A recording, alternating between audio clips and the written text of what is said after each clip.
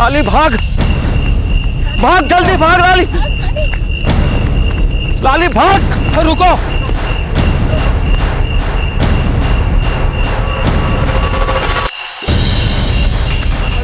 और रुको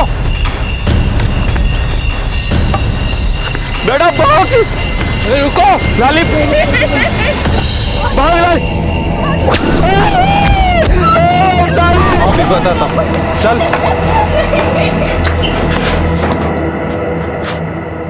मजबूर पिटते माता पिता और उनकी रोती बिलखती बच्ची को आखिर क्यों इतनी दरिंदगी से अलग किया जा रहा था? ये कौन सी जगह थी जहां लॉ एंड ऑर्डर की धज्जियां उड़ाकर ताकतवर अपनी लाठी का जोर चला रहे थे और कमजोरों के जोर को कुचला जा रहा था?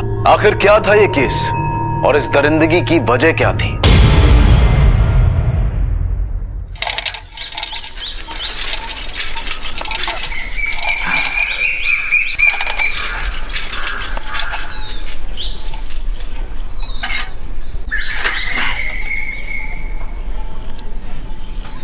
आज का दिन कब तो बड़ो हो गया हो ना। शाम होने तक तो ऐसे लागे हो कि जैसे 14 बरस का बनवास काट लिया हो मैंने। अरे सुन तो मारी रानी, जरा मुस्कुरा तो।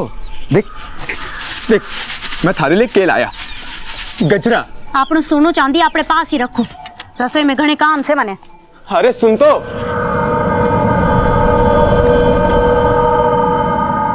सोने का मिरर देखकर सीता जी भ्रमित हो गई और सीता जी की मृत तृष्णा देखकर राम जी बोले के बापू सा।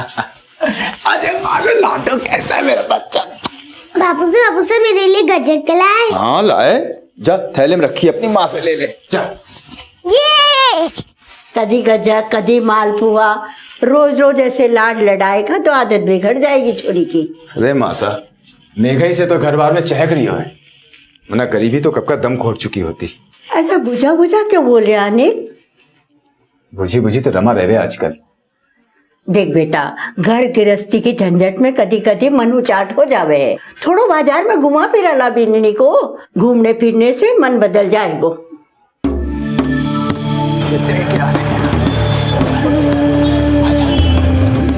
पापा मुझको ये चाहिए। कितने का भैया? हाँ ये 50 रुपए का।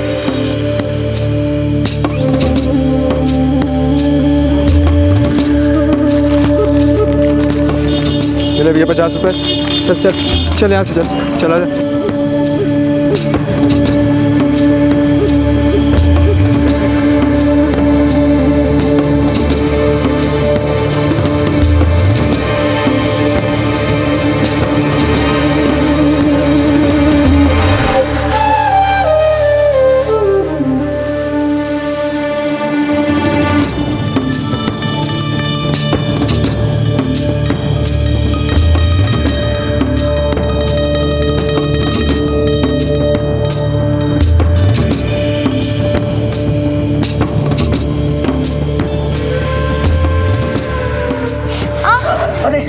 दूसरी पहना देता हूँ, दूसरी।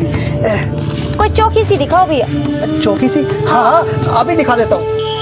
हाँ जी, हुई ना कोई बात। अच्छा कितने की है ये? बस 500 रुपए की। 500 रुपए? ना, ये तो महंगी है। आप पहन कर तो देखिए, दाम तो मैं कम कर दूंगा। चल रमा, चल उठ यहाँ से, उतार चूड़ी उड़ी। अरे पर चूड़ी, मैंने कहा चल, चूड़ी, आजा आजा। मन चूड़ी। अरे चल ना, चूड़ी बाद में ले। चल चूड़ी वाला।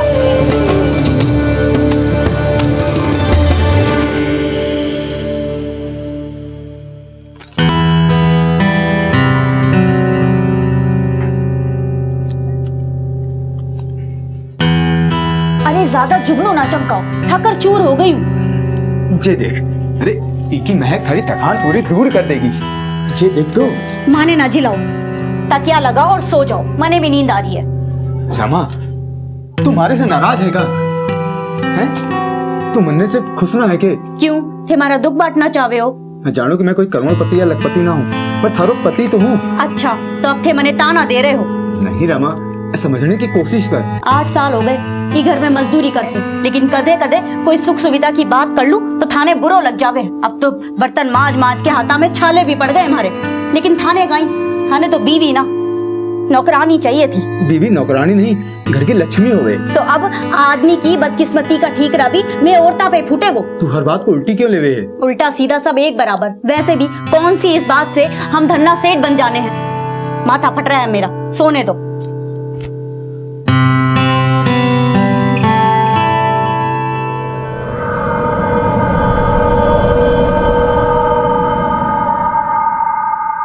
बिल्लो ना इन्हें एटीएम कार्ड केवे है मेगा रानी। और माता ये एटीएम ने मशीन में डालो और पीसा धड़ा बाहर। क्या बात करे, मशीन से पीसा? हाँ, 100 का 500 का नोट धपा बाहर। अरे भाई सुबोध, गम्मा खड़ी भाई साहब। घड़ी गम्मा न खोज न खबर, अचानक कैसे?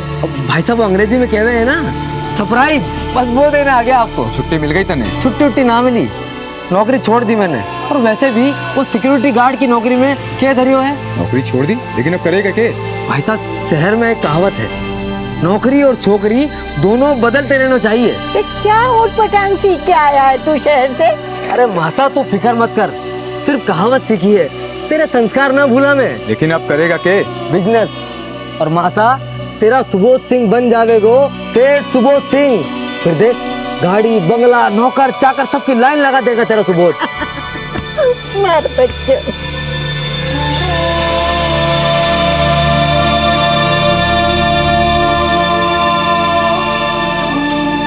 लो देवर जी, और पूरी खाओ। भाभी साहब इतना खिलाओगी तो खाती लोटो के भागना पड़ेगा। छी, ऐसा ना बोलो। वैसे भी शहर में ऐसा खाना कहाँ मिलता होगा? ये तो बिल्कुल ठीक बात है। वैसे भाभी साहब क्या बढ़िया खाना बनाया आपने। भाई साहब लोटी लग गई है आपकी। ये भाभी साहब जैसी सुंदर और बढ़िया खाना बनाने वाली लुगाई मिली है आपको। और मासा हमारी एक बात सुन ले तू, अगर तुझे हमारी शादी करनी है तो हमारे लिए भी भाभी साहब जैसी ब्यूटीफुल लड़की ढूंढ ले। ब्यूटीफुल को मतलब जाने तो क्या है? ब्यूटीफुल को मतलब वो है सुंदर और सुशील, जैसे कि हमारी भाभी साहब। अठे कुछ ना है भाभी, जिंदगी तो शहर में है, वहाँ हर चीज ऑटोमेटिक। अच्छा? हाँ, वहाँ ऊंची ऊंची इमारतें, गाड़ियाँ, मोटरें, पैसों निकालने की मशीन, मोबाइल सब है। मेरा मोबाइल देखो तुमने? ना देखो, ये देखो कितना कमाल को फोन है ना। हाँ। फोन, इंटरनेट सब कुछ है यहाँ में। देखो ये कैमरो। कितने को आवे छे फोन? 5000। 5000? अब की बार जो शहर जाऊंगा ना तो तुम्हारे लिए भी ले आऊंगा एक ऐसा। सच्ची? हाँ। अरे वाह। तो ये बात पे एक सेल्फी हो जाए? जे कहोगे? सेल्फी ना जानो तुम? ना। नए शहर को नया फैशन है ये। अब यूँ समझो कि खुद से खुद की फोटो। खुद से खुद की फोटो? हाँ। जाओ। तुम ना मानो, ये देखो। अरे इसमें तो हम दोनों दिख रहे हैं। हाँ उधर देखो। अच्छा तो ये होवे सेल्फी। हाँ। रमा, मैं खेता जा रहा हूँ। अच्छा सुनो, मैं खाड़ो बांध दूं? ना रहने दे, मन्ने देर हो रही है। अरे सुनो तो। ये देखो।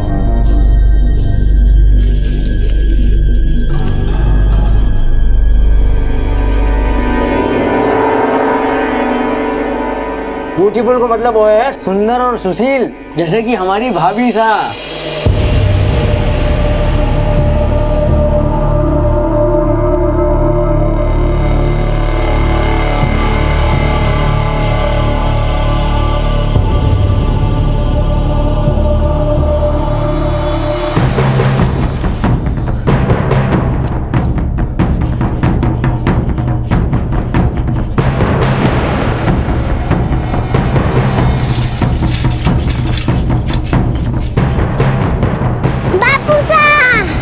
माँ कटे से? भीतर। और काका? भीतर। तो तू बाहर क्या कर रही है? तुझे कहा ना कि तू अंदर खेला कर। काका साहब ने बोला बाहर खेलने को।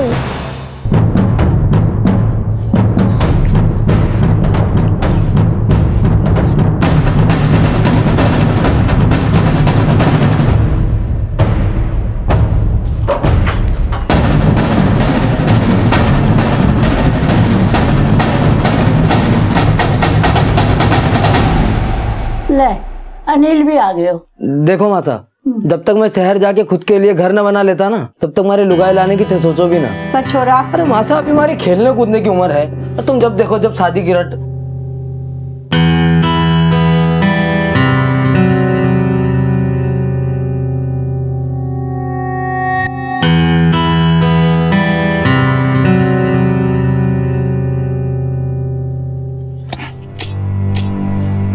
भाई साहब, हाँ मैंने आपसे कुछ कहना है। क्या है? भाई साहब, ये खेती बाड़ी और ना होने की मेरे से, मैं सोच रहा हूँ शहर जाके कोई नौकरी छोकरी ढूंढ लूँ।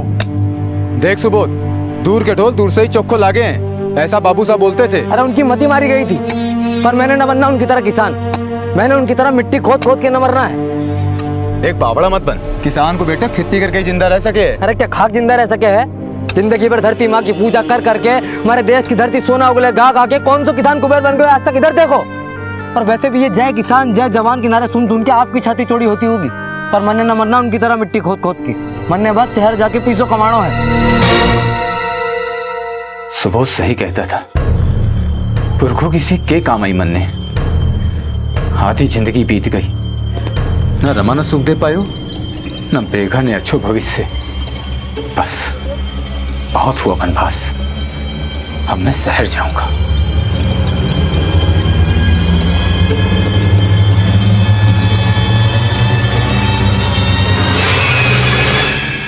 देश के छोटे बड़े गांव से रोजाना कई लोग रोजगार की तलाश में शहर आते हैं। शहर की चकाचौंध में अपना नसीब चमकाने की लालसा अक्सर अपनों को अपनों से दूर ले आती है। और जब अनिल जैसा अशिक्षित वर्ग शहरों की तरफ रुख करता है तो उनकी चुनौतियां पढ़े लिखे वर्ग के मुकाबले कहीं ज्यादा मुश्किल होती है। अनिल और रमा का रिश्ता आर्थिक तंगी की वजह से पहले ही तनाव में था, और उस पर सुबोध की शहरी चाल ढाल में रमा का आकर्षण अनिल के मन में कई अंतर्द्वंद खड़े कर रहा था। लेकिन अपने विचारों के विपरीत शहर जाने का अनिल का यह फैसला थोड़ी सी खुशियों के लिए जिंदगी का दाव खेलने जैसा था।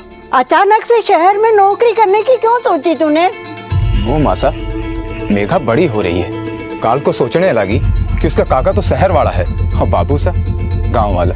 तो तू भी शहर चला जाएगा तो बाप दादा की जमीन कौन देखेगा? मासा, जमीन तो बटाई पे दे देंगे, वैसे भी खेती करके कौन सी आमदनी हो रही है। मन्ने लगे है अब शहर की चकाचौंधी मारो नसीब चमका सके।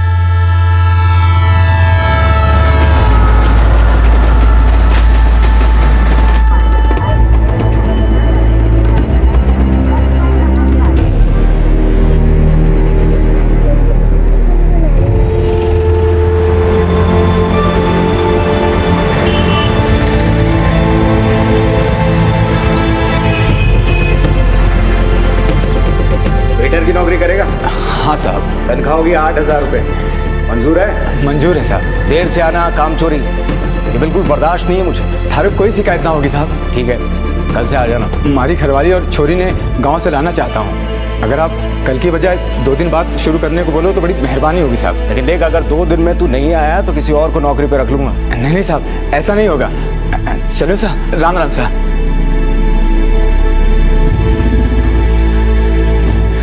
रमा, रमा, मुन्ने शहर में नौकरी मिल गई। हाँ, क्या बात कर रहे हो? सच्ची? सच्ची। कल तू मैं मेघा तीनों तड़के ही निकल लेंगे शहर। अरे वाह वाह वाह वाह वाह वाह वाह भाई साहब, शहरी बाबू हो गए हमारा अनिल भाई साहब। चलो मैं भी चलूं आप लोगों के साथ। ना सुबोध, तू मासा के साथ यहाँ रहे हैं, तो पहले शहर में हमारे पाँव जमने दे, फिर तुझको और मासा को दोनों को ले जाएंगे, ठीक है? मेघा, मेघा, अरे मारी लाडो।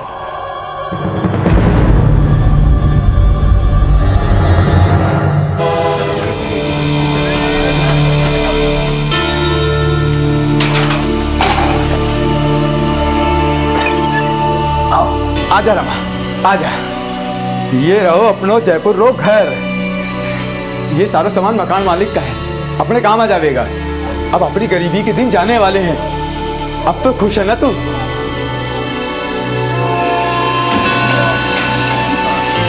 ले भाई।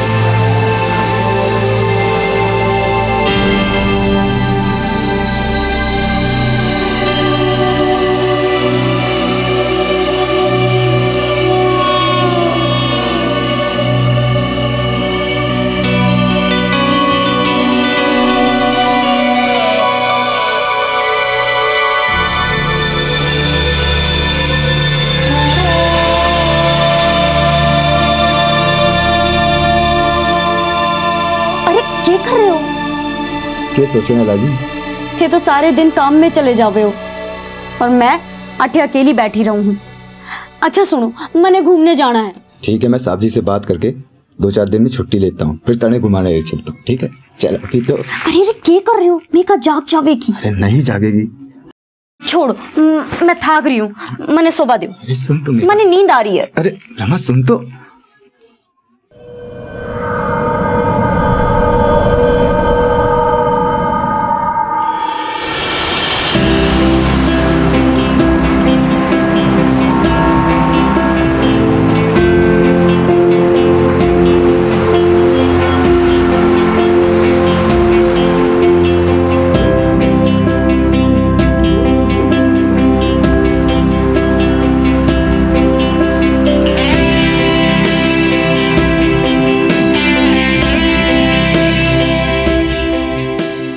ये हमारा होटल। अटे मैं काम करूं। आजा आजा आजा, चल चल तुझे साहब से मिलवाता हूँ। आजा। राम राम साहब, ये हमारी घरवाली गांव से आई है। राम राम। राम राम।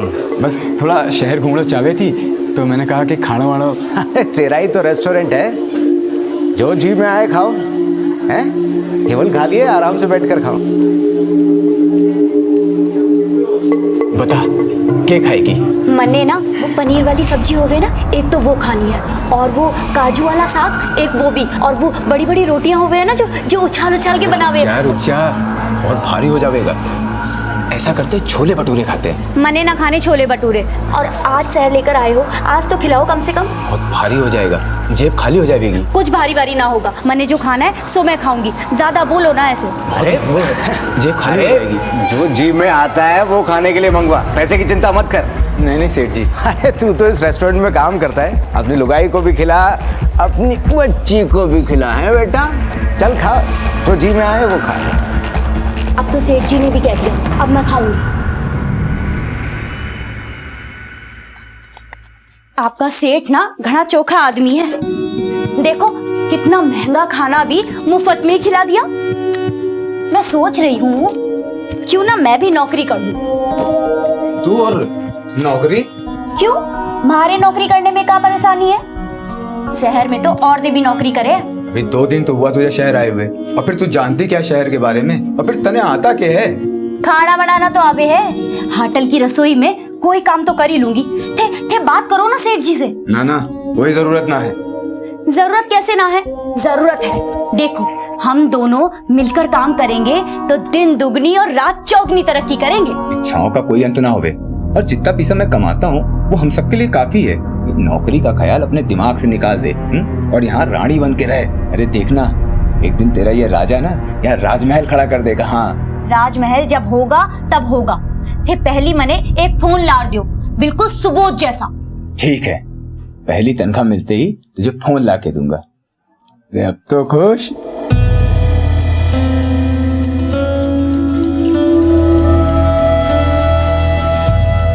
लग रहा है धीरे धीरे सब ठीक हो जाएगा।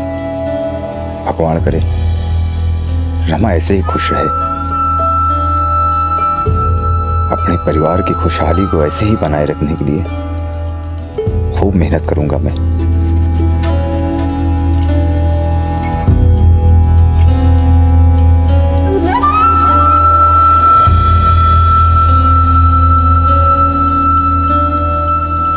ये ले 8,000 रुपए तेरी तनख्वाह के। मेहरबानी मालिक। और सुन, ये 1,500 रुपए तेरा बोनस। बोनस? हाँ बोनस। इसके अलावा एक बोनस और है तेरी घराड़ी के लिए। अब तेरी घराड़ी नहीं, तेरी बेटी के लिए भी वापस ले आना उन्हें यहाँ, आराम से सह परिवार खाना खिलाने, वो भी बिना पैसों के। मेहरबानी मालिक।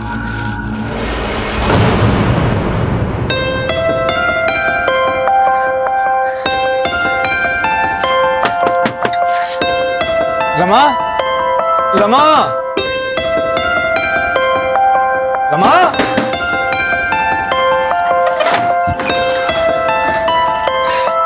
रमा जल्दी से आंखें बंद कर। पर काई हुई हो? अरे बंद तो कर, मैं तेरे लिए कुछ लाया हूँ। अरे पर हुई हो काई? अरे हमारी रानी बंद तो कर। अच्छा अच्छा ठीक है, लो करूँ। ये देख। अरे फोन कैसे लगो? हाँ हाँ बढ़िया है। हमारी पहली तनख्वाह मिली और बोनस भी, तो थारे लिए फोन ले आया।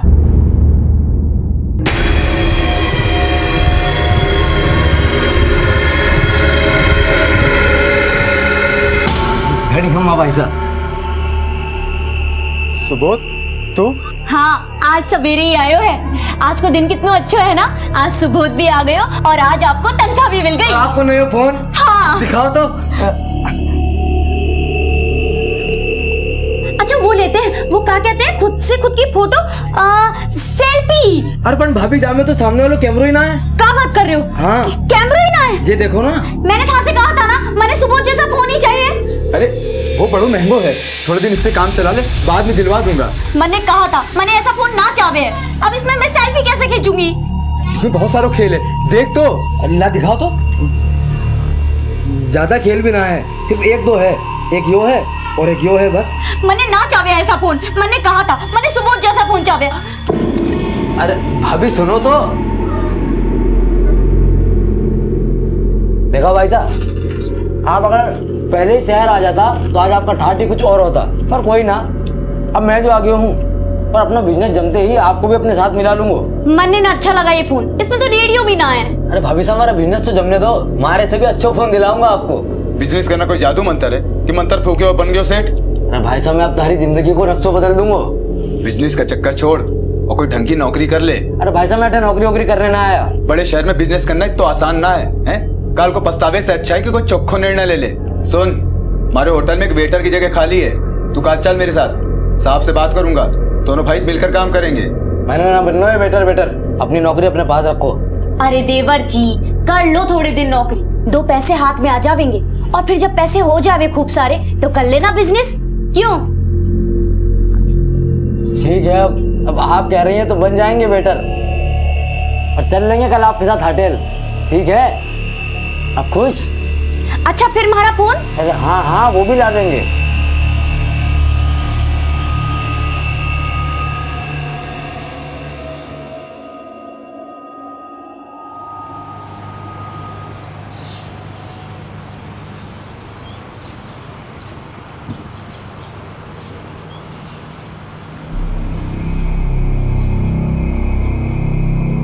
साहब, पिछला 1 महीना से ना हमारा बड़ा बेटा को फोन लग रहा है, ना हमारा छोटा बेटा को फोन लग रहा है। अब बैठिए मौसी। आइए माता जी।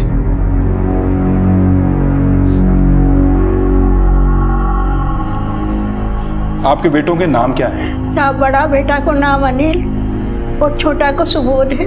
2 महीना पहला हमारो बड़ो बेटो अनिल अपनी घरवाली और बच्ची का साथ यहाँ जयपुर में रहने आया था। बाद में सुबोध भी उनके साथ रहने लग गयो। ये सब रहते कहाँ हैं? साहब, मैं उनको पतो भी को नहीं जानू। एक बार अनिल ने मनी ऑर्डर भेजो तो भी मैं पतो देखकर मैं आज तड़के ही यहाँ पहुंची हूँ साहब। यहाँ के देखो साहब तो घर में तालों लग रहे तो अड़ोसी पड़ोसी से पूछो, पर कोई पतो नहीं चलो साहब। भाई जी, हाँ जी, ये पता बताओ कूड़ा को है? इनके सामने वाला घर है, कोने वाला है। हाँ ये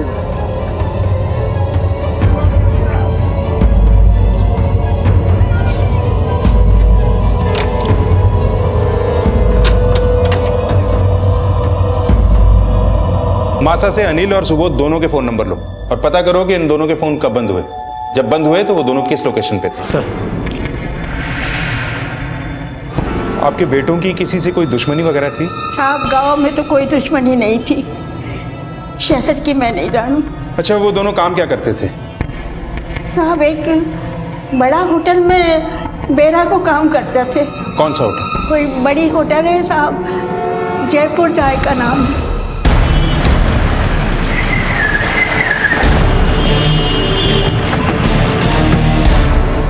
हाँ सर, वो दोनों यहाँ पर वेटर थे, लेकिन मैंने 1 महीने पहले ही दोनों को बाहर निकाल दिया था।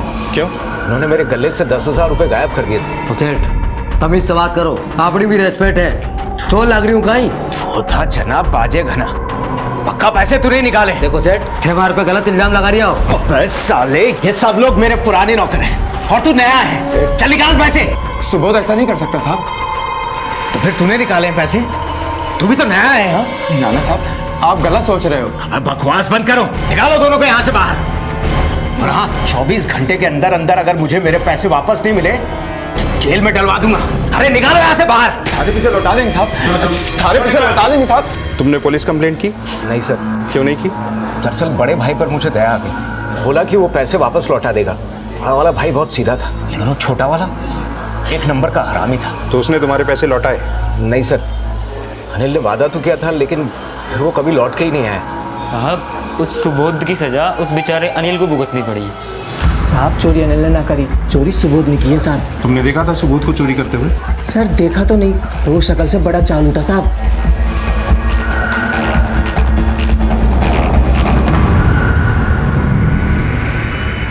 हेलो, अरे पुलिस यहाँ पर आ चुकी है।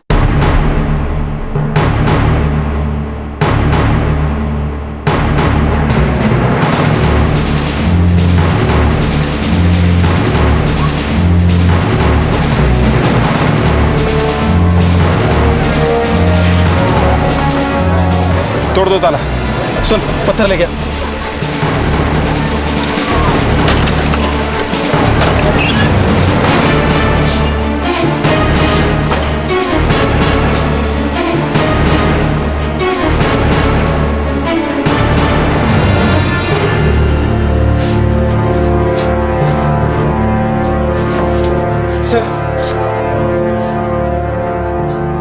इनके पड़ोसियों से पूछताछ करो और आके मुझे रिपोर्ट करो। सर।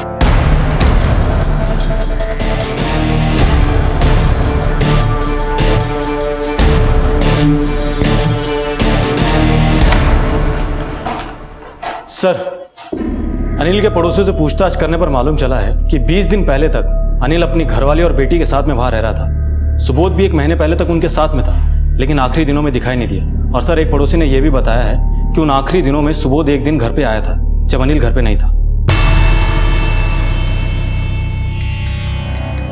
सुबोध कब आया था उनके घर? सर, नौकरी से निकालने के 1 हफ्ते बाद, यानी 8 अगस्त को।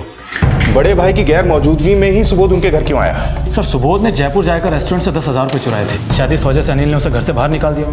और तब हो सकता है सुबोध अपनी भतीजी मेघा से और भाभी से मिलने के लिए आया हो। दोनों भाइयों की मोबाइल डिटेल्स? सुबोध का फोन 10 अगस्त से बंद है, जब अपनी भाभी से मिलने के लिए गया था। उसके 2 दिन बाद से उसकी लास्ट लोकेशन भी उसी एरिया के आसपास थी जहां अनिल किराए पर रहता है। और अनिल का फोन कब बंद हुआ? सर, उसका फोन तो सुबोध के वहां जाने के 2 दिन पहले से ही बंद है, यानी 6 अगस्त से। और हाँ सर, अनिल के घर से जो हमें मोबाइल बॉक्स मिला था उसका IMI नंबर ट्रेस हो गया है। लोकेशन बेनाड के आसपास की है और इस इलाके में अनिल के साथ काम करने वाले वेटर विक्रम का भी घर है। उठा के लाओ उसे। Yes sir.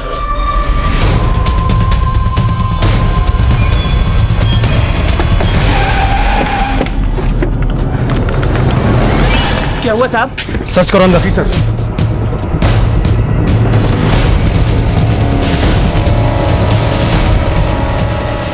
ये रहा सर अनिल का मोबाइल।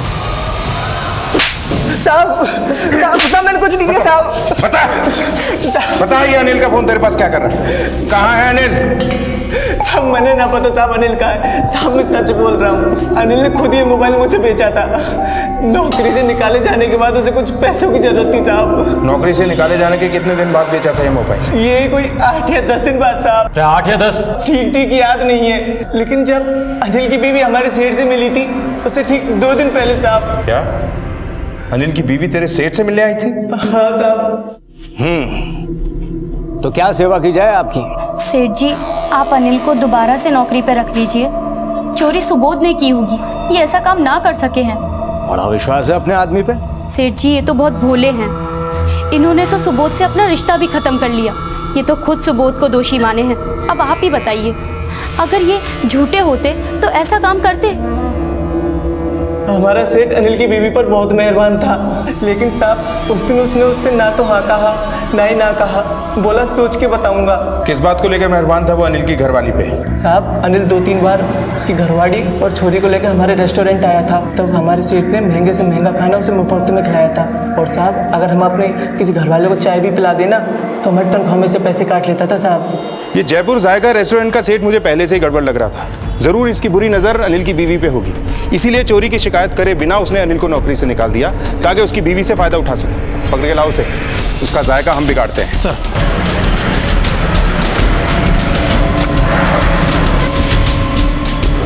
तुम्हारा सेठ कहाँ है? वो तो कल से नहीं आए। उनका नंबर दो। हाँ जी।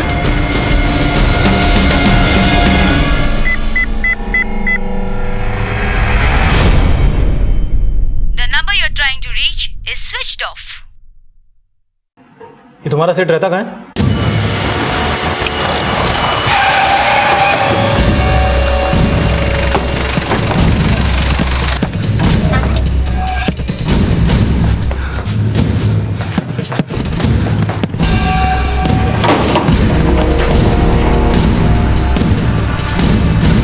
हेलो सर, जयपुर जाकर रेस्टोरेंट के सेठ राजेश का घर और मोबाइल दोनों बंद है और कल से वो रेस्टोरेंट पे भी नहीं आया।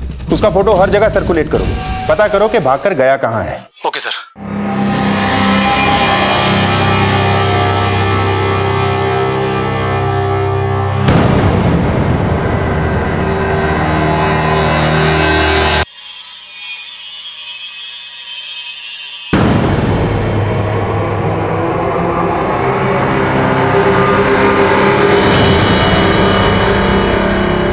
क्या हुआ? ऐसे क्यों देख रही है? पुलिस को फोन करना पड़ेगा।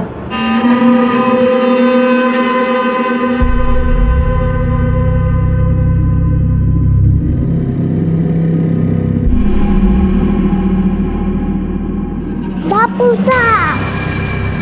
साहब हम घर कब जाएंगे?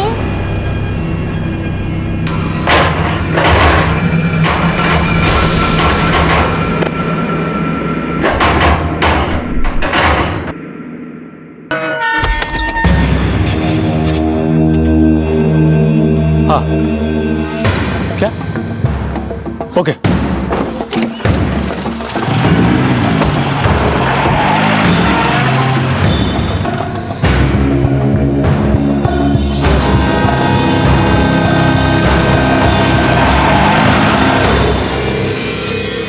पहले तूने हमसे ये छुपाया कि अनिल की बीवी तुझसे मिलने आई थी, फिर इसी से फोन करा के अपने अड्डे का ठिकाना बता दिया। क्या चक्कर है ये सब?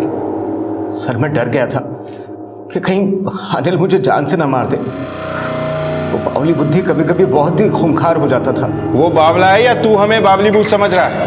कहाँ गायब हो गया था अचानक से? गायब कहाँ हुआ था सर? मुझे तो जैसे ही पता चला कि आप लोग मुझे ही ढूंढ रहे हैं तो मैंने सामने आने में ही भलाई समझी। और आप क्या कर रही थी इसके साथ? साहब हमारे देवर ने इनके गले से पैसे चुराए थे, जिसकी वजह से इन्होंने हमारे आदमी को भी नौकरी से निकाल दिया। उसके बाद दोनों भाइयों में ऐसा झगड़ा हुआ कि दोनों एक दूसरे के दुश्मन हो गए। सट के गले तूने हाथ मारा ना? भाई साहब चिल्लाओ मत! तूने हमारी जिंदगी बर्बाद करके रख दी है।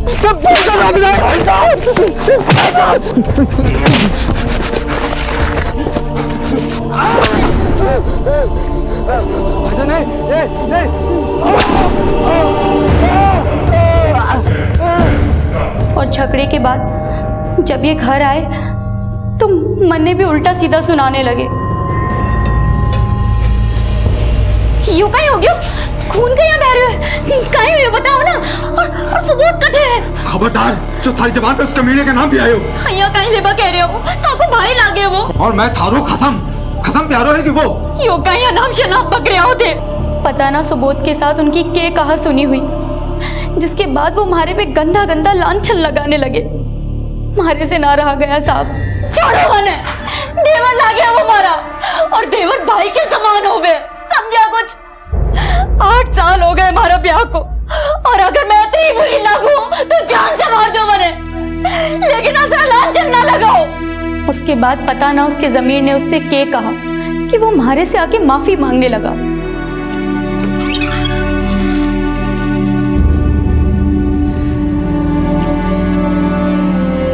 मने माफ कर दे रमा, गुस्से मारी बुद्धि फिर गई थी जो तने उल्टा सीधा कह दिया। मने माफ कर दे रमा, मने माफ कर दे। अगर अनिल गलतफहमी का शिकार था तो उस झगड़े के बाद उसकी पीठ पीछे सुबोध तेरे पास क्या करने आया था ना? या कहेगी याद नहीं? मने सब याद है साहब। सुबोध आया था पर मैंने उसे रुकने ना दिया। देख सुबोध, मैं ना चाहती कि थारी वजह से हमारा घर बर्बाद हो। पता ना थारे भाई साहब के दिमाग में के चल रहा है। तने आना है तो आ, पर थारे भाई साहब हो जद आना, समझा? तू इससे मिलने इसके रेस्टोरेंट गई थी? हाँ साहब, अनिल की नौकरी छूटे 1 हफ्ता गुजर गया था। उन्हें दूसरी नौकरी भी ना मिल रही थी, इसलिए मैं उनसे बोली, देखो चोरी तुमने ना की है, चोरी सुबोध ने की थी। उसकी सजा तुम क्यों भुगतो? तुम ना एक बार सेठ जी से जाकर मिलो। वो हमारी कोई बात नहीं सुनना चाहे। आप बोलो तो मैं जाके बात करूं। वो बड़े भले आदमी हैं, हो सकता है हमारी मदद कर दे। फिर मैं सेठ जी से मिली और सेठ जी ने हमें अपने घर की रसोई में काम दे दिया और रहने को कमरा भी। तूने इन्हें घर पे नौकरी क्यों दी, रेस्टोरेंट पे क्यों नहीं दी? देखो, अगर ये तुम पर दबाव डालकर ये सब कुछ बुलवा रहा है ना, तो डरना बिल्कुल नहीं। ना साहब, ऐसा कुछ भी ना है। अनिल भी तुम्हारे साथ इसके घर पे था, फिर वो कहाँ गया? मने पता ना साहब, लेकिन वो अकेले ना भागे, हमारी बेटी को भी लेकर भागे हैं। हाँ क्या? मगर क्यों? पता ना साहब, वो बिल्कुल बावले से हो गए थे। बावले ही ना, जिद्दी, शक्की और बड़े ही गुस्सेल हो गए थे। सुबोध के बाद अब वो ये कहने लगे थे कि इनके साथ हमारा कोई गलत रिश्ता है। उनकी गलत फहमियों के कारण मैं इनसे आंख मिलाने से भी हिचकती थी साहब। सर, मैंने तो बस इनका अच्छा सोचकर इन्हें नौकरी दे दी, लेकिन अनिल ने तो अपने शक के घेरे में मुझे भी घसीट लिया।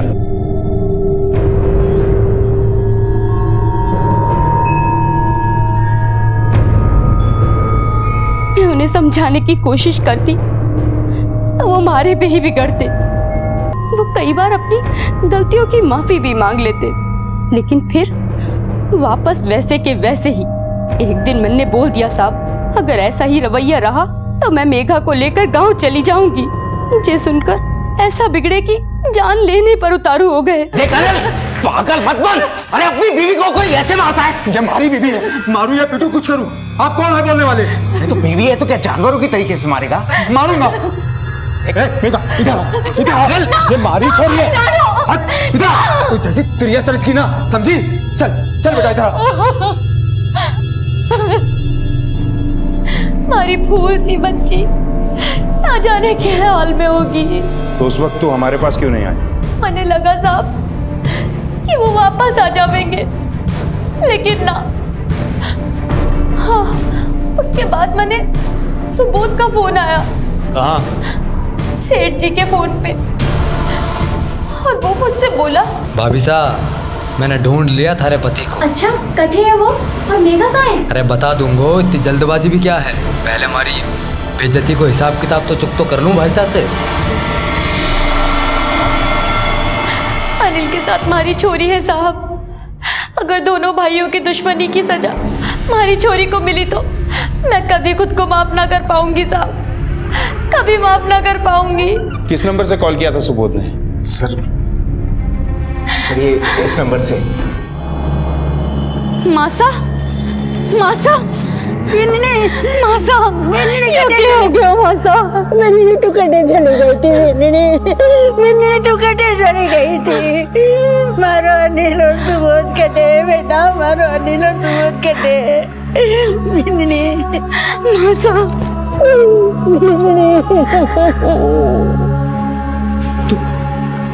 तू मारी मेघा है, मारी मेघा, सिर्फ मारी।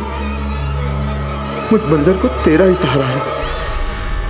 तुझे अपनी छाती से लिपटा कर रखूंगा, कहीं जाने ना दूंगा। तू मारी मेघा है, किसी को ना ले जाने दूंगा, किसी को ना ले जाने दूंगा। हाँ। सर, सुबोध ने जिस नंबर से फोन किया था वो ट्रेस हो गया है। फोन अभी भी ऑन है, लोकेशन दादी के फाटक के आसपास की है।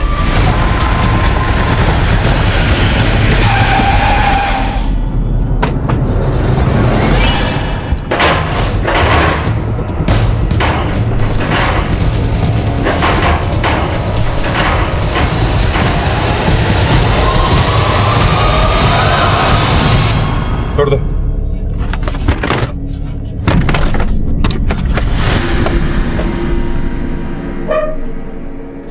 चलो भाई।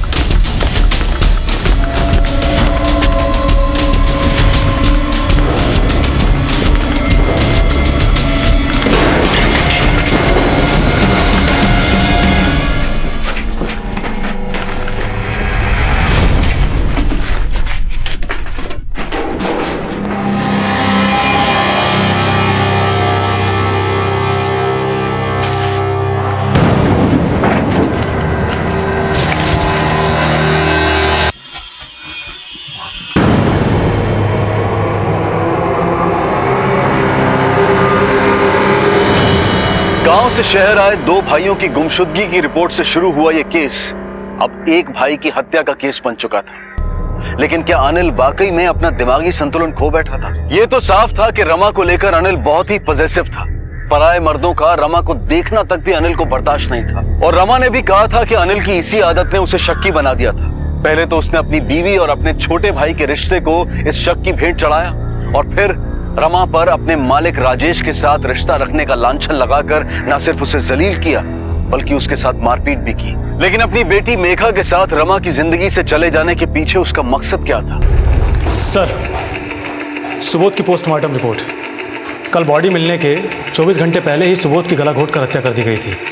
यानी रमा के पास उसका कॉल आने के करीब 4 घंटे बाद? हाँ सर, और सर बॉडी पर खरोंच के निशान भी मिले हैं। रमा ने बताया था कि दोनों भाई एक दूसरे को दुश्मन समझते हैं। हो सकता है हत्या से पहले दोनों भाइयों के बीच में हाथापाई हुई होगी। लेकिन अनिल का सुबोध की लाश को उस कार्टून बॉक्स में रख के भाग जाना कुछ अजीब नहीं लग रहा? 3212S और 5H, उस फार्म हाउस पे ऐसे दूसरे कार्टून बॉक्स भी नहीं थे। पता चला वो जगह किसकी है? हाँ सर, वो जगह किसी मनोहर नाम के आदमी की है, और इस मनोहर का ऑफिस यहीं झोटवाड़ा में है। डोमेस्टिक जॉब एजेंसी है उसकी। चलो फिर इस मनोहर से भी मिलते हैं।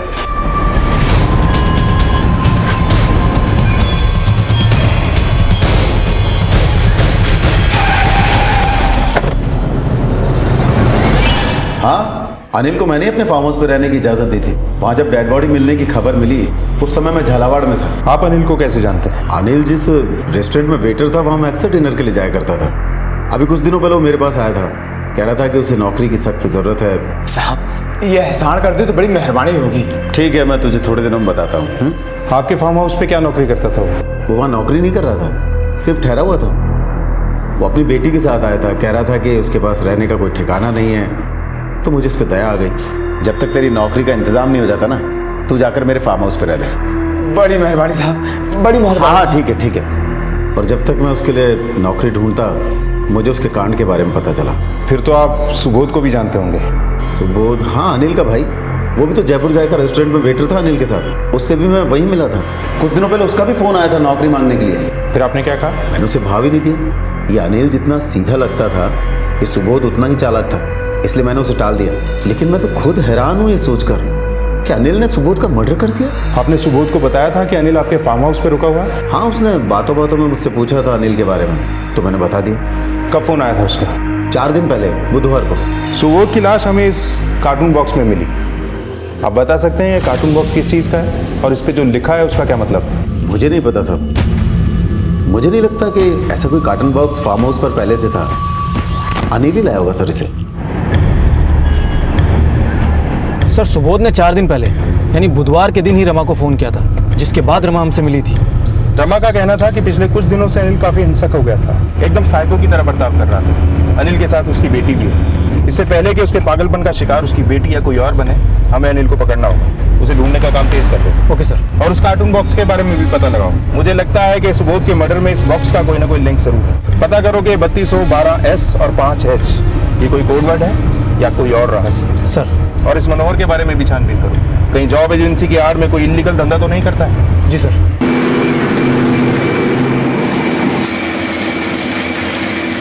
बापू से बताओ ना ये कौन सी जगह है?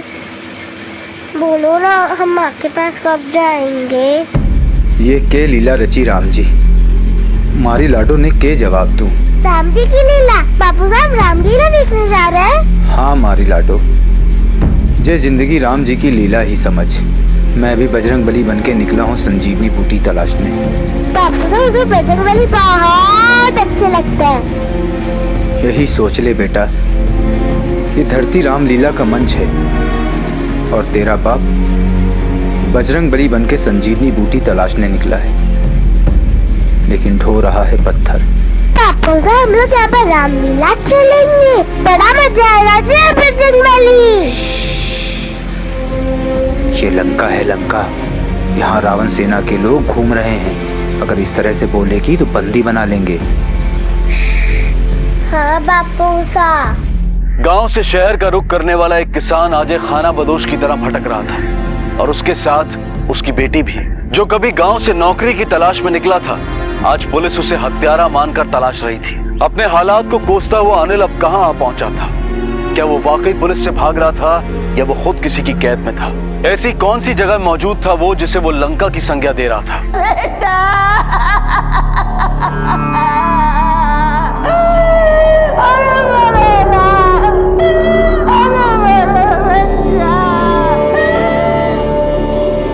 नहीं साहब, मैं ये नहीं मान सकूं कि मारो अनिल सुबोध ने मार सके। लेकिन हमें सुबोध की बॉडी उसी जगह से बरामद हुई जहां अनिल आपकी पोती के साथ रहता था। साहब, एक भाई ने क्या मार सके? वो भी मारो अनिल जैसा बेटो, वो शांत बेटो तो साहब। फिर आपको क्या लगता है सुबोध की हत्या किसने की होगी? मैं नहीं जानती साहब। आपकी बहू रमा, उसके बारे में आप क्या कहेंगी? साहब, वह बड़ी महत्वाकांक्षी थी। गरीब होते हुए भी घर की सारी सुख सुविधा चाहती थी। मारो अनिल के यहाँ जयपुर में ले आयो साहब। रमा ने हमको बताया कि अनिल को लगता था कि रमा का अपने देवर सुबोध के साथ गलत रिश्ता था। आप क्या कहना चाहेंगे इसके बारे में? साहब, मारो बेटो दे दो साहब, मारो बेटो दे दो साहब, मारो बेटो। हवलदार जी सर, पेपर वर्क कंप्लीट करके बॉडी मासा के सुपुर्द कर दो। आइए मासा। मनोहर का बयान, अनिल की उस फार्म हाउस पे उपस्थित थी, सुबोध की लाश का वहां से मिलना, उस पर रमा का अनिल की मानसिक हालत का बखान, अनिल का शक, सुबोध से उसके झगड़े की वजह का खुलासा। इन सब बातों से तो यही लगता है कि अनिल ने ही सुबोध की हत्या की है। लेकिन ये सारे समीकरण सिर्फ रमा का नजरिया है। अब सवाल ये उठता है कि रमा सच कह रही है या झूठ। मीना, रमा का उस रसिया राजेश के ऊपर विश्वास करके उसके साथ रहना, यह भी गड़बड़ लगता है। इस सारे केस को समझने से पहले हमें रमा के चरित्र को समझना होगा। सुबोध ने अपने जिस नए नंबर से रमा को कॉल किया था, उसकी कॉल डिटेल्स और फोन लोकेशंस का पता लगाओ, और राजेश के रेस्टोरेंट से चोरी हुए 10,000 रुपयों की कहानी का भी, क्योंकि हो यह भी सकता है कि ये सारी कहानी राजेश बना रहा हो और वो रमा को मजबूर कर रहा हो। सर, सोने का हिरन सिर्फ एक छलावा था, और उस छलावे का सहारा लेकर रावण ने सीता जी का हरण कर लिया। फिर सीता जी की खोज में राम जी जंगल जंगल भटकने लगे। जैसे हम माँ की खोज में भटक रहे। बोलो ना बापू साहब, हमको माँ कब मिलेगी? बापू साहब, खून। नहीं, एक खून थोड़ी है, ये तो रंग है, लाल रंग। नहीं बापू साहब, एक खून है। अरे ये लाल रंग है, देख कहीं मुझे दर्द हो रहा है, देख देख। मैंने तुझे बताया था ना, ये रामलीला का मंच है और मैं हूँ बजरंग बली। ये देख, जय हनुमान। अब ये बजरंग बली इस लंका में आग लगा देगा। बोल सियापति रामचंद्र की जय। सियापति रामचंद्र जी की जय। बापू से देखो रावण सेना।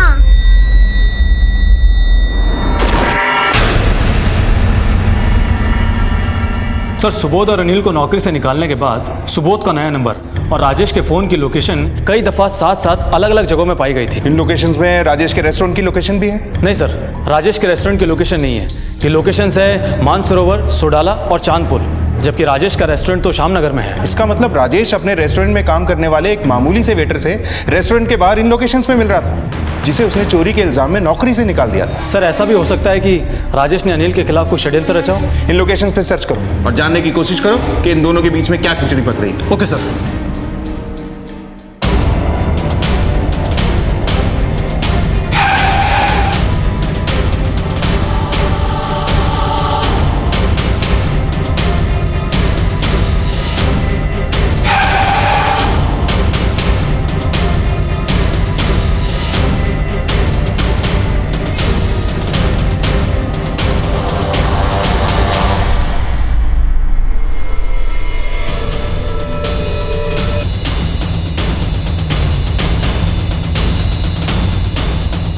सर, सुबोध और अनिल को नौकरी से निकाले जाने के 3 दिन बाद की है फुटेज, जबकि रमा बता रही थी कि जिस दिन दोनों भाइयों को नौकरी से निकाला गया था उस वक्त दोनों भाइयों में खूब झगड़ा हुआ था, और अनिल ने तो सुबोध के साथ रिश्ता रखने का लांछन भी लगाया था रमा पर। ये औरत तो सच में तिरछित निकली। सुबोध ने जरूर चोरी के पैसों से रमा को ये मोबाइल खरीदवाया होगा। सर, अभी के अभी रमा को अरेस्ट करके लाता हूँ। नहीं, पहले राजेश को लेकर आओ। अब तक हमें लग रहा था कि राजेश रमा को मजबूर करके झूठी कहानी बनवा रहा है, लेकिन अब कहानी कुछ और है, जिसमें राजेश के रसिया स्वभाव का रमा फायदा उठाते हुए नजर आ रही है।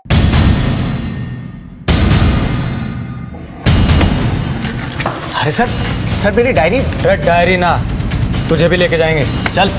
अरे सर पर थोड़े से सर, लेकिन हुआ क्या? अरे सर बात तो सुनिए एक बार। हाँ सर, रमा अक्सर मेरा मोबाइल यूज किया करती थी। तेरा मोबाइल ही नहीं, वो तुझे भी यूज किया करती थी। मैं समझा नहीं सर। ये बता कि अनिल वाकई मेघा को लेके भाग गया या कहानी कुछ और ही है? नहीं सर, वो सच में मेघा को लेकर भाग गया था। और अनिल के शक में कितनी सच्चाई है कि रमा के साथ तेरा भी गुटरगुन चल रहा है? नहीं सर, आप गलत समझ रहे हैं। देख, जो भी है सच सच बोल दे। तू तो रमा के प्यार में गूंगा हो गया है, पर रसिया बाबू, रमा तुझसे प्यार नहीं करती, तुझे बावली बूच बना रही है। मीणा? हाँ सर। दिखाओ। ये फिल्म तब की है जब रमा अनिल के साथ तेरे घर पे रहती थी।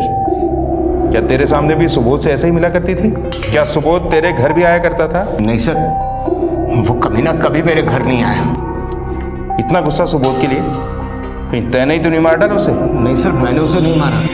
हाँ, जलन की वजह से, क्योंकि तू एक बदचलन औरत से प्यार करने की भूल कर बैठा था, है ना?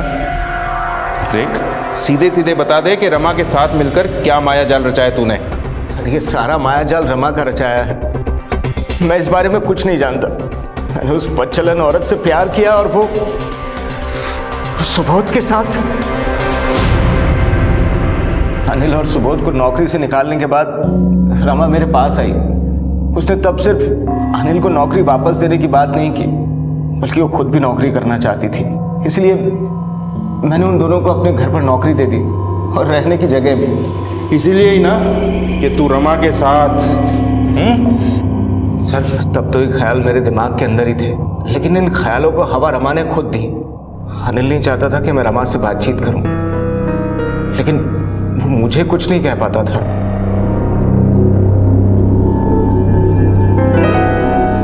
ये कर रहे हो, हटो ना आप भी ना। तुम, मने लगा आप होगे, लेकिन ये तो मैं रसोड़े में काम कर रही थी। मने ना पता हो ये सब के, मने ना पता हो। सर रमा ने बड़ी चालाकी से अनिल को बुद्धू बना दिया। उसके बाद अनिल ने मेरा घर छोड़ने का मन बना लिया। मैं जा रहा हूँ यहाँ से, बाहर जाऊँगा, कुछ और करूँगा, पैसा कमाऊँगा और बहुत जल्दी आपके पैसा लौटा दूंगा। चल रहा मैं यहाँ से। हाँ, मुझे लगा रमा और मेरी प्रेम कहानी खत्म, लेकिन उसी दिन रमा मेरे पास आई और बोली, ये मैंने बस अड्डे पे अकेला छोड़ के चले गए और मेघा ने भी साथ ले गए। वो तो तुम दोनों को साथ लेकर गांव के लिए निकला था। ना ना, ये हमारे से बदला लेना चाहते थे, इसीलिए इन्हें यकीन था कि आपके और मेरे बीच में रिश्ता है। मैंने इस अनजान शहर में अकेले छोड़ गए। किसी तरह से मैं आपके घर का पता ढूंढती ढूंढती आई हूँ। और रमा को मैंने अपने साथ रख लिया। मैं उसे अपनी बीवी की तरह साथ रख रहा था, लेकिन अनिल रमा और मेघा को लेकर तेरे घर से कब गए? आप अनिल को पहली बार ढूंढते हुए जब मेरे रेस्टोरेंट आए थे, उसके तकरीबन 2 हफ्ते पहले। लेकिन आपके जाते ही मैंने सारी बातें रमा को बता दी थी। हेलो, अरे पुलिस यहाँ पर आ चुकी है। फिर रमा ने ही सारी कहानी बनाई। पहले मैं जो कुछ बोल रहा था सब कुछ रमा के कहने पे बोल रहा था। फिर सुबोध की हत्या की क्या कहानी है? क्योंकि तूने और रमा ने जो बयान दिया उससे सुबोध की हत्या का शक अनिल पे गया। मैं और कुछ नहीं जानता। मैंने जो कुछ किया रमा के कहने पे ही किया। रमा कहाँ है इस वक्त? मेरे घर पर। मीणा? हाँ सर। रमा को लेके आओ। सर।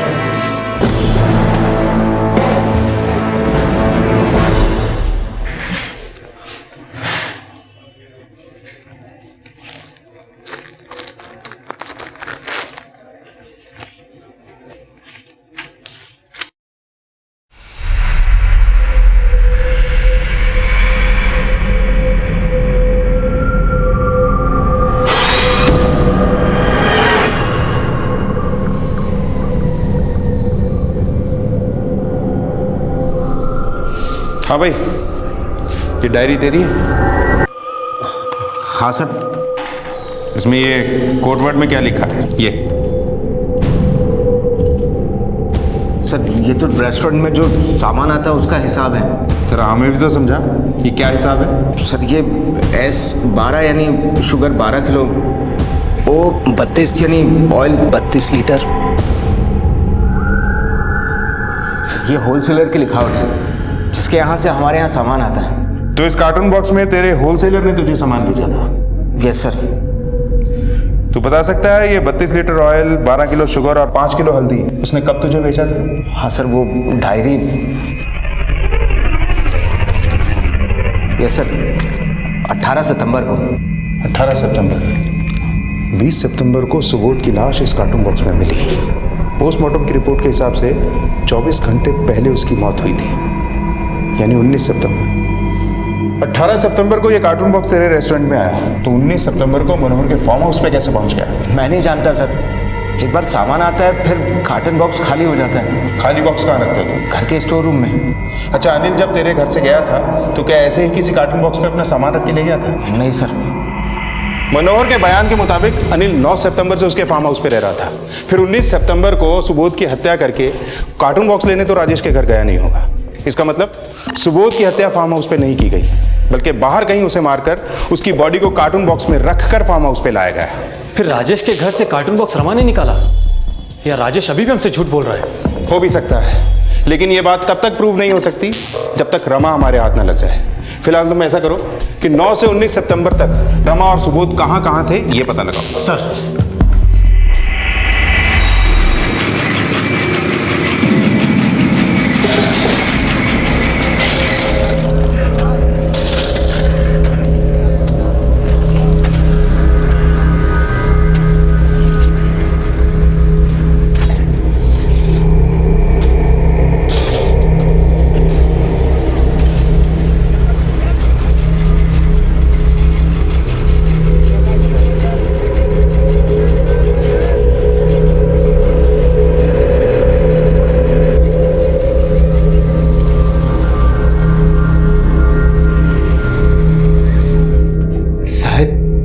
मारे को बड़े सेठ से मिलना है। क्यों साहब, मारे को यहाँ काम नहीं करना है, मारे को गांव जाना है। गांव जाना था रे को?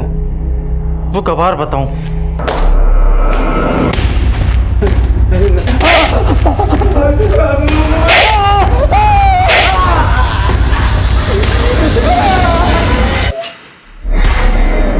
क्यों यो क्यों मार रहे हो इन्हें? जनार्दन सेठ यो गांव जाना चाहे है, यहाँ काम को नहीं करना चाहे। अरे वाह दूरी दास्ता, थारी जिंदगी ऊपर वाला की देन है, पर तू है मारा हाथ की कठपुतली। तो तना जया न चावा नाचनो पड़सी, और अगर ज्यादा तना तनी करी ना तो काम से भी जाओगा और जान से भी।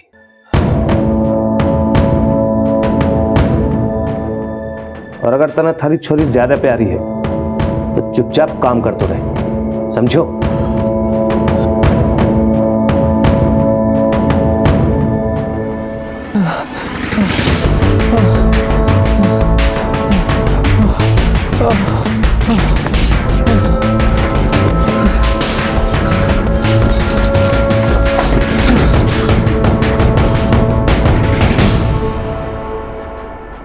अनिल एक बहुत बड़ी साजिश का शिकार हुआ था। एक तरफ उसे अपने छोटे भाई का हत्यारा साबित करने की कोशिश की गई, और दूसरी तरफ उसे जेल के कैदियों से भी बदतर जिंदगी जीने पर मजबूर किया गया।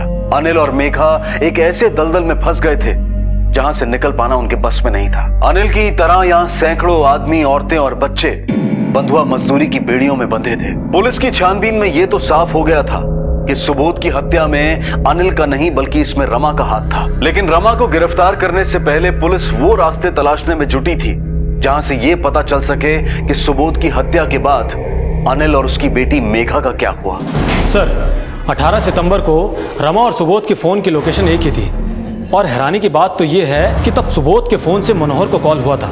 अनिल के फार्म हाउस पे आने से पहले भी सुबोध ने मनोहर को कॉल किया था। तब हो सकता है रमा सुबोध के साथ हो। तब तारीख क्या थी? 6 सितंबर। 6 सितंबर को सुबोध ने मनोहर को फोन किया, मान लो रमा उसके साथ थी।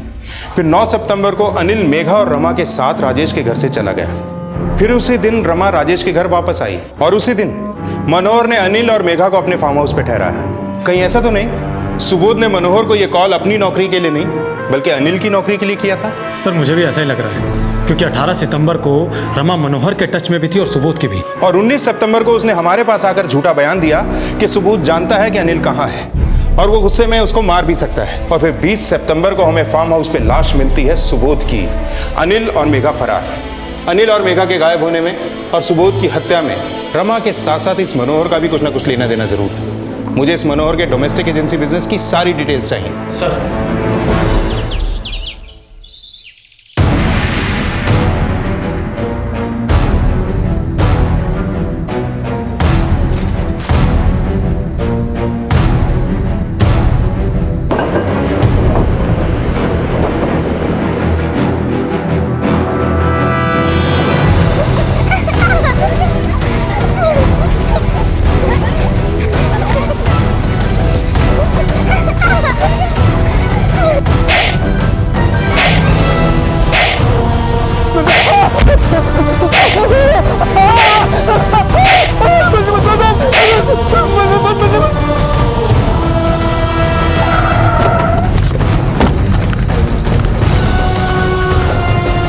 अरे राम राम काका।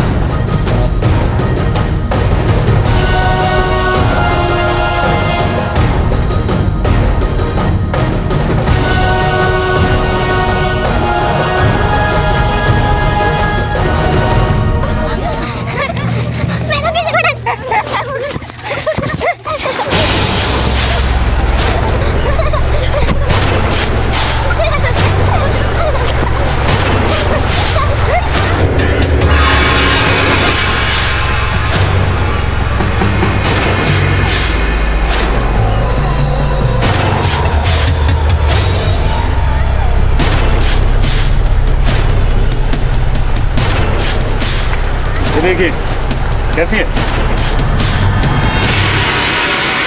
कौन की छोरी है या? हरि प्रसाद की। बुला ले।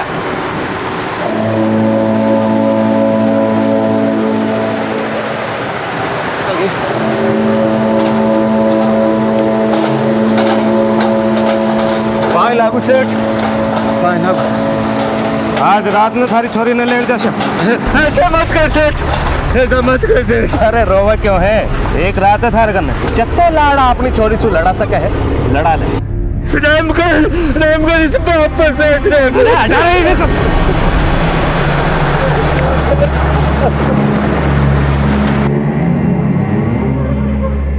क्यों ये सब खेल है, खेल कोई असली में नहीं हो रहा। वो मुझे ले जाएंगे, मुझे नहीं जाना। तेरे को नहीं जाना ना, खेल बदलना पड़ेगा। आप बताऊं?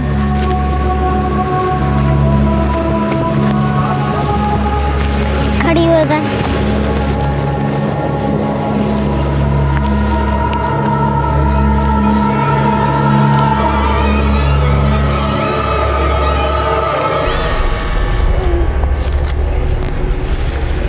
ये है लक्ष्मण रेखा। जब तेरे को रावण सेना लेने आए तेरे घर से, तब इस लक्ष्मण रेखा को कैसी भी करके पार मत करना, ठीक है? समझी? हाँ। सर, मैंने मनोहर के डोमेस्टिक एजेंसी का रिकॉर्ड चेक किया है। उसकी एजेंसी के जरिए काम मांगने वाले 5 मजदूर ऐसे हैं जिनके परिवार वालों का कहना है कि ना तो वो कभी घर आए हैं, ना ही किसी ने कोई चिट्ठी भेजी है और ना ही किसी ने अपने परिवार वालों को मनी ऑर्डर भेजा है। ये तो कोई बहुत बड़ा इशू है। हाँ सर, और सभी परिवार वाले ये कह रहे थे कि वो जब भी मनोहर के पास जाते हैं तो मनोहर उनसे हर बार यही कहता है कि उसने उनको नौकरी नहीं दिलवाई है, जबकि मैंने अच्छे से चेक किया है। अनिल की तरह वो 5 मजदूर भी मनोहर के फार्म हाउस पर रह रहे थे। इन 5 मजदूरों का फोटो हर जगह सर्कुलेट कर दो और इस मनोहर पे नजर रखो, और वो रमा, उसकी तलाश भी तेज कर दो। Yes sir.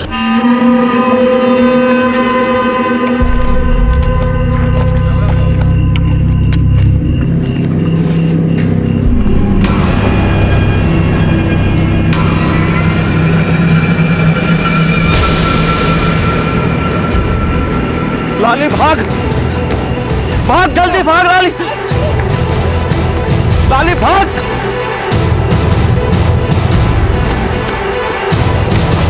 बेटा भाग।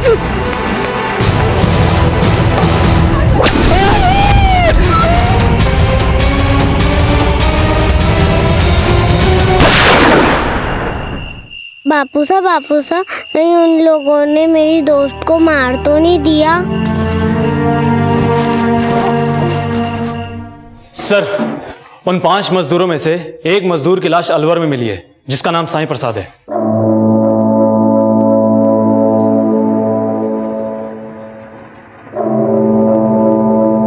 चोरी हटिया।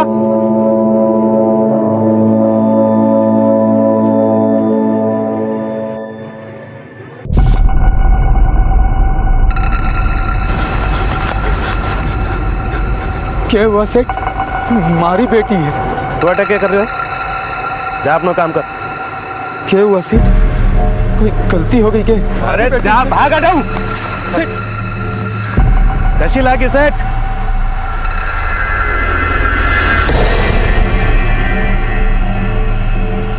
हमारी बेटी ने छोड़ देता, हमारी बेटी ने छोड़ देता। आप पूरी जिंदगी आप जो कहोगे वो करूँ कैसा? तूने पूरी जिंदगी वही करना है जैसा मैं कहूंगा। इसमें नई बात कौन सी है? चल भाग यहाँ से।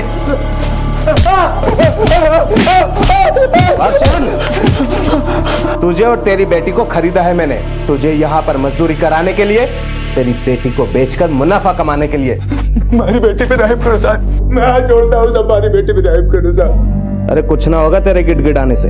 कल सुबह तेरी बेटी छूमंतर हो जाएगी यहाँ से। सिर्फ एक ही रात है तेरे पास, उसके साथ खुशी खुशी गुजार ले, समझा?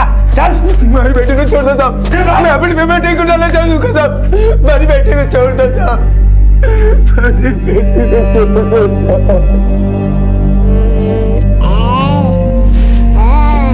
बापू साहब। हमारी नानू। अच्छा बापू साहब कहाँ गए थे? बापू साहब रो क्यों रहे हो? नहीं बेटा, मैं रो नहीं रहा हूँ। अच्छा बापू साहब खेल खेल रहे हो? हाँ मेरी बच्ची, मैं खेल खेल रहा हूँ।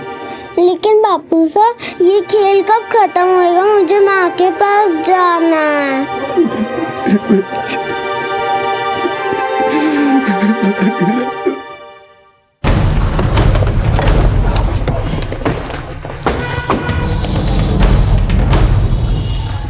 सर, साईं प्रसाद की लाश जयपुर अलवर हाईवे के पास नाले में मिली।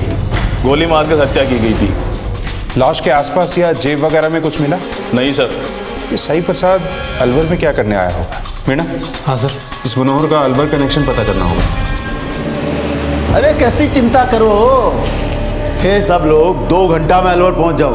बस एक बार अलवर पहुंचा और काम शुरू। रहनो खानो भी मिलेगा और अच्छी तनख्वाह भी मिलेगी। है भाई, शहर छोड़ के जाओगे तो ही तो 4 पैसे ज्यादा कमाओगे, अपने घर को भी भेज पाओगे, बच्चों को पाल पाओगे।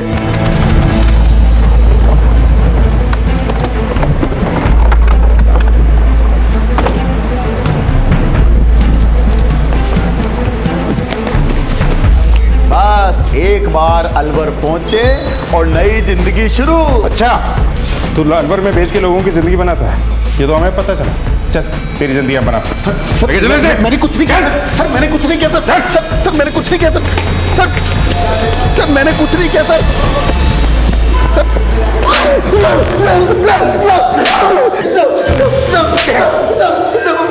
हाँ बता, साईं प्रसाद को तूने ही नौकरी दिलवाई थी ना अलवर में? सब मैं सच कर रहा हूँ, मेरा अलवर से कोई लेना देना नहीं है साहब। अरे तू क्या हमें बेवकूफ समझ रहा है? ये अलवर में किसी जनार्दन नाम के आदमी को कॉल करता था।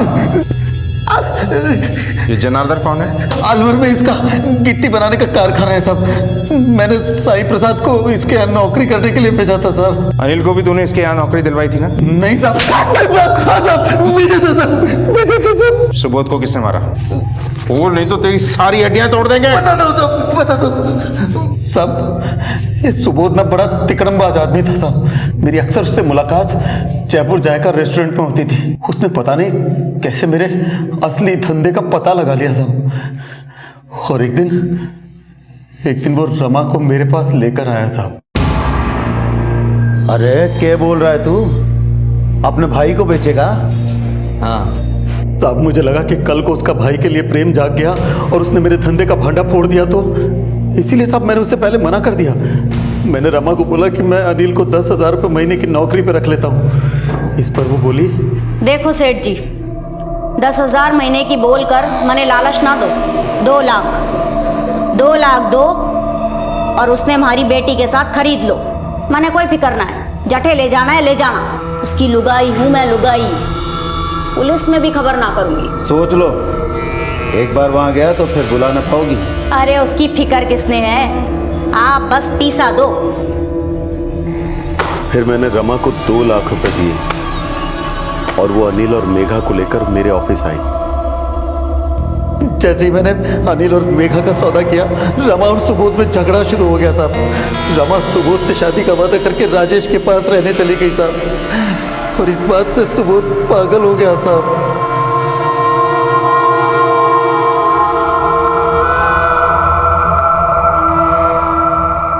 और साहब, जैसे गेहूं के साथ खून पिसता है ना, मैं भी उन दोनों के झगड़े में फंस गया साहब। सुबोध रमा और मुझे ब्लैकमेल करने लगा, कहने लगा कि वो पुलिस के पास जाकर हमारा भांडा फोड़ देगा। पागल हो गया तू? अबे नहीं दे रही तो मैं क्या करूं? देख सुबोध, इसी दौरान आप लोग अनिल की तलाश करने लगे। मैं और रमा काफी घबरा गए थे साहब, इसीलिए मैंने और रमा ने सुबोध को रास्ते से हटाने का प्लान बनाया। रमा ने सुबोध को फोन कर शादी का झांसा देकर मेरे एक फ्लैट पर बुला लिया। हेलो सुबोध, हाँ वो मारे से तने बात कर रही है, तू एक बार मारे से मिल, कल आना। आओ देवर जी बैठो। अरे जे हो कर रहे सब मैं समझ में आ रही है। अरे बैठो तो सही, मैं कह रही हूँ कि है ना,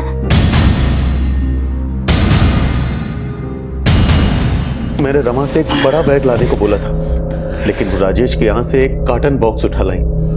मैंने और रमा ने सुबोध की डेड बॉडी उसमें डाली और मेरे फार्म हाउस पर छोड़कर चले आए। हमें लगा था आप अनिल को सुबोध का हत्यारा मानकर ढूंढते रहेंगे, पर सब उल्टा हो गया साहब। अभी रमा कहाँ है? बोल, कहाँ छुपा के रखा है उसे?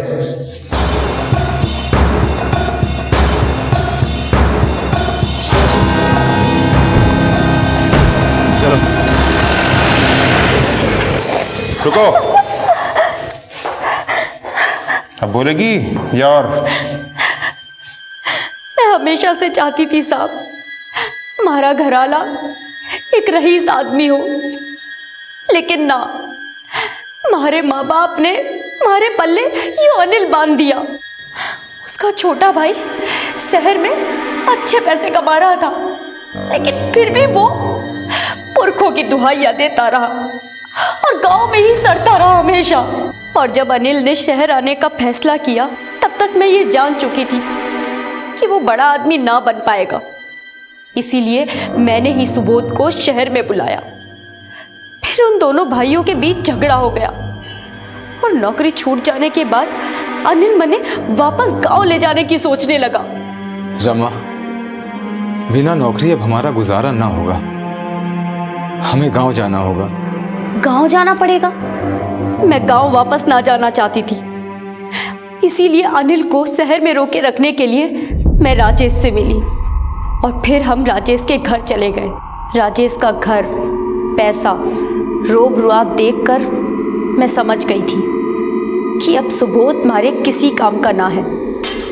लेकिन अनिल को अपनी ज़िंदगी से बाहर करने के लिए मैंने सुबोध की ज़रूरत थी।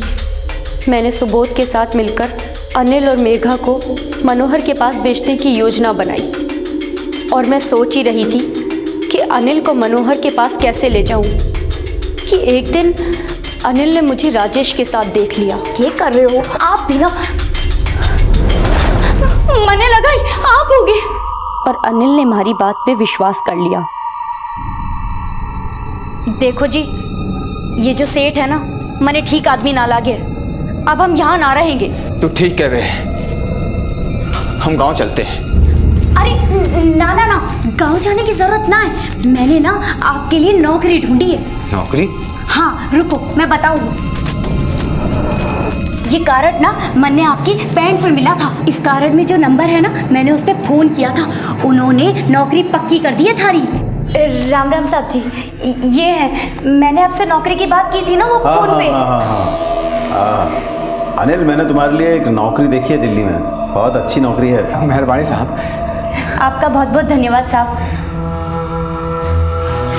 रमा, मेघा तो अभी बच्ची है, थारे बिना 2 दिन में इसका दिल उचट जा देगा।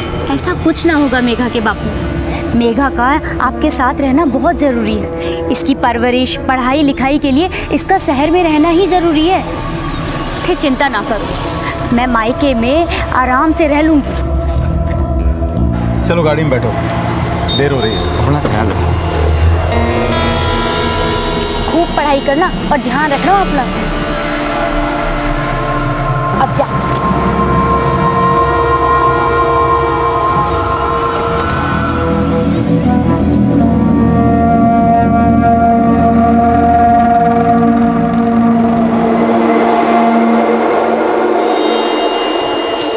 अनिल को कहां बेचा? एक जीते जागते इंसान की कीमत लगाकर उसे मवेशियों की तरह बेच देने का यह गोरख धंधा एक बेहद ही जघन्य अपराध है। लेकिन चंद पैसों के लिए मनोहर जैसे लोग इंसानों की खरीद फरोख्त के दलाल बन जाते हैं और रमा और जनार्दन जैसे लोग सौदागर। रमा की वजह से अनिल आज इस हाल में आ खड़ा हुआ था, जहां उसके सामने उसकी बेटी का सौदा कर दिया गया और वो चाह कर भी उसे बचा पाने में असमर्थ नजर आ रहा था।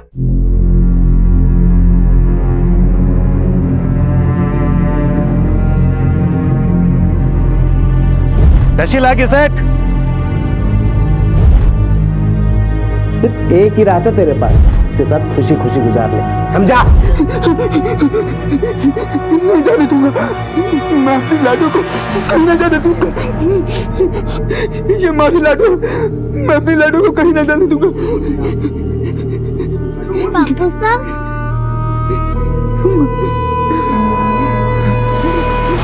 मैं नहीं जाने दूंगा अपनी बेटी को। चल चल, टाइम हो गया तेरी बेटी को ले जाने का। मैं नहीं जाने दूंगा अपनी बेटी को।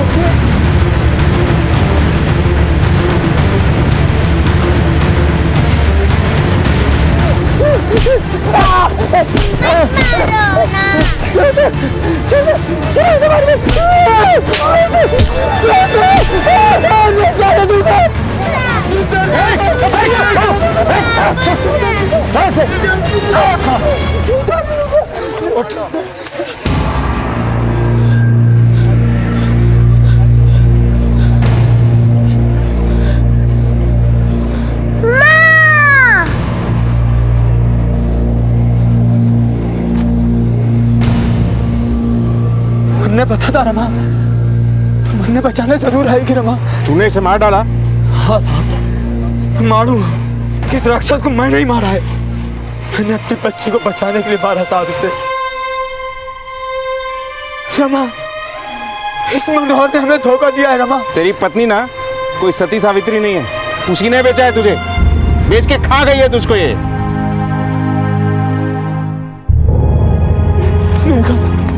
हमारी बच्ची, हमारी बच्ची। अरे रमा, जब मेरे मन में तेरे बारे में शक होता था तो मैं खुद को कोसता था कि रे बाबले, वो ऐसा नहीं कर सकती। तू तो मेरी सोच से भी ज्यादा कमीनी निकली। तुमने मुझको ही बेच दिया। मैंने तो छोड़, तूने तो अपनी कोक की चली को भी बेच दिया। तू है तुझ पर। मैं हमेशा सोचता रहा कि मैं एक अच्छा पति ना बन पाया, पर हाँ, इस बात की खुशी जरूर रहेगी कि मैं एक अच्छा बाप बन के दिखाया। और इसी खुशी के सहारे मुझे जो सजा मिलेगी मैं खुशी खुशी काट लूंगा। बापू साहब, आपने तो बोला था ये खेल खत्म हो गया, तो आप बंदी क्यों बने? अभी ये खेल खत्म ना हुआ है। तेरे बाबा साहब राम जी की तरह वनवास काटने जा रहे हैं, लेकिन तू चिंता मत कर। जब मैं वनवास काट के वापस आऊंगा तब तक तू समझ चुकी होगी कि असल में जिंदगी का खेल कभी खत्म नहीं होता।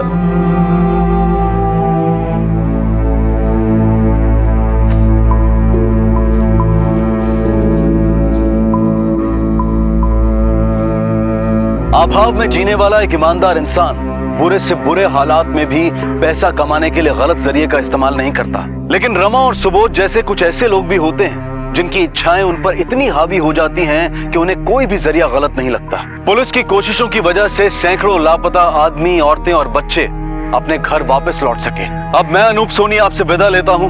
फिर मुलाकात होगी अगले एपिसोड में एक और चौंका देने वाले केस के साथ। तब तक अपना और अपने परिवार का ख्याल रखें और देखते रहें क्राइम पेट्रोल डायल 100। सबक 1 को सीख हम सबको। जय। क्राइम पेट्रोल्स के और भी दिलचस्प कहानी देखने के लिए हमारे चैनल को सब्सक्राइब करें और बेल आइकॉन दबाना न भूलें।